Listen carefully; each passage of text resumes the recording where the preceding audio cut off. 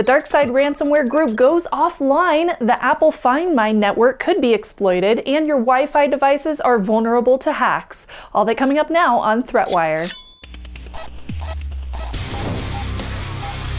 Greetings! I am Shannon Morse and this is ThreatWire for May 18th, 2021. This is your weekly summary of the threats to our security, privacy, and internet freedom. We have a whole bunch of hacks and all sorts of information happening this week, so let's get right into it. Onto the news. I have got several updates to the Colonial pipeline shutdown the East Coast experienced last week, as well as the DarkSide ransomware group who was behind the attack. And this time it was not an alleged culprit. They actually straight up told everybody that they did it. At the time, I suspected that this would put them in government agencies' crosshairs, and it turns out that may have been correct. As of Friday, the ransomware group appears to have lost access to their servers and their cryptocurrency disappeared from their crypto wallet and it was transferred to an unknown wallet. This news surfaced by a post by UNKN of another ransomware group called Revil, wherein a member of DarkSide stated that they'd lost access to the public part of their infrastructure, including their blog, payment server, and denial of service servers, leaving them unavailable via SSH with a note saying hosting support does not provide any other information other than, quote, at the request of law enforcement agencies.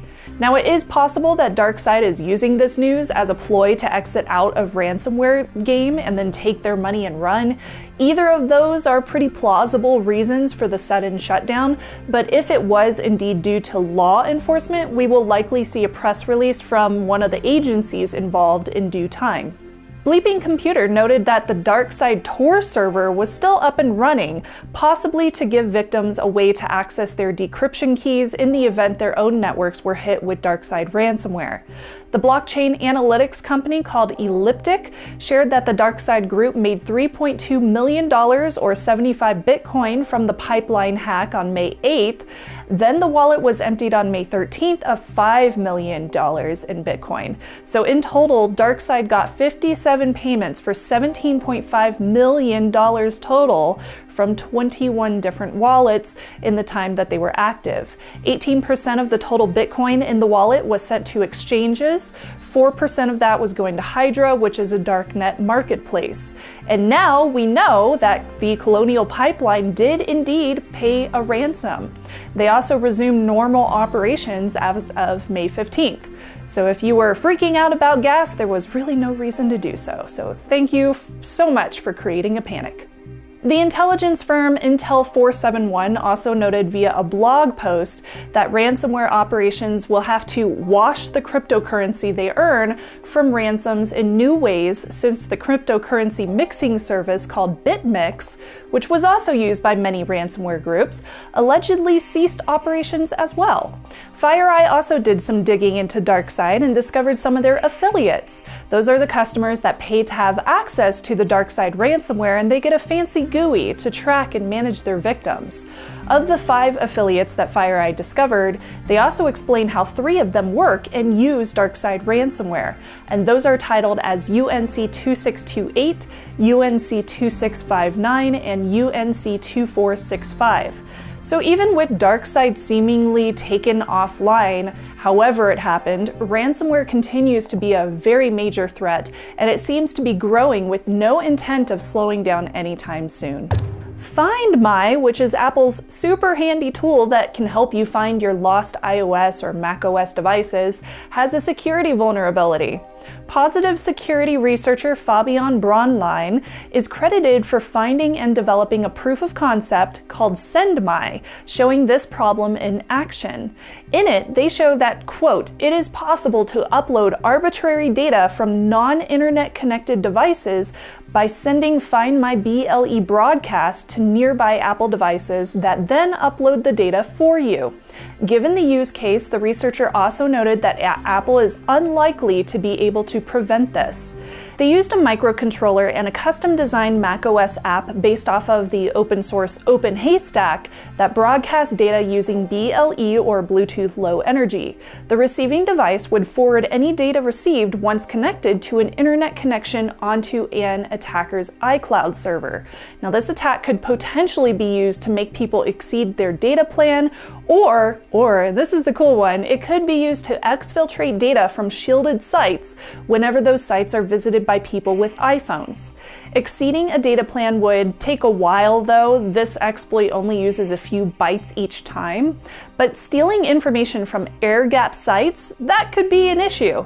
Bronline used research that was done by a team at the Technical University of Darmstadt in Germany and some inspiration from AirTags to come up with the proof of concept. It's sort of like emulated two different AirTags. Since they are used to broadcast BLE data that is then picked up by nearby devices, which then forward that data over to Apple's servers where the data can later be retrieved, this technique could also be abused by an attacker. Bronline used an ESP32 microcontroller as a modem, broadcasting a hard-coded message. They then listened on a serial interface for new data to broadcast in a loop until something was eventually received. Any nearby Apple devices that have Find My enabled would potentially pick up those signals and send them along to Apple's servers. Bronline could then retrieve that data using their custom app, which was based on the university's research. So TLDR, somebody could encode a message in a broadcasted payload and fetch that data on the other end. Since the Find My offline packets of data are already encrypted, additional steps to protect this feature would need to be added to add authentication to the BLE broadcasts and apply rate limits on location report retrievals. Any Finder devices can't differentiate between a real AirTag or a clone, so AirTags can be spoofed. Authenticating those BLE advertisements would also be hard to accomplish though, since the size of the broadcast does not allow for additional data and the keys rotate. For rate limiting, according to Bronline, Apple could cache the requested key IDs to ensure that only 16 new key IDs, because 16 is the max AirTags allowed per Apple ID apparently, are queried per 15 minutes an Apple ID. Although somebody could still cycle through free Apple IDs to bypass this as well. This probably does not pose much of a threat to most users, but it's really cool nonetheless, and it adds to the potential issues related to AirTags. I want to give a big shout out to my Hush Puppy Perk level patrons for sharing these brand new fur baby photos and for the support. It's always fun. And a quick shout out to Python Pirate and Super Average for joining the ThreatWire Alliance, and as always for supporting the show. Patreon exclusive merch has just been unlocked as a new perk for the ThreatWire Alliance, so now's a great time to join the team if you have not already. Also, if you sign up for this month for one of those tiers that includes the merchandise, you will automatically qualify for the first round of designs. All you have to do is make sure that you have an address filled out on Patreon so I can send you merchandise. It's super easy. Check the Patreon page for more details, and on to the third news story. Props to Justin over on Patreon for sending this story my way. A series of medium security Wi-Fi vulnerabilities were found and disclosed by security researcher Matthew Van Hoof, which affect basically any device that uses Wi-Fi, including routers, IoT devices, and more.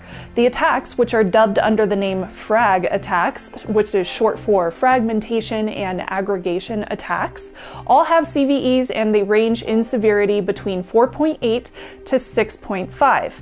An attacker would need to be within Wi-Fi range to exploit any of these vulnerabilities. So they could steal user information or attack devices on a Wi-Fi network if they were able to. 3 of these issues are within the Wi-Fi standard itself, which in turn means that they affect most devices that use Wi-Fi.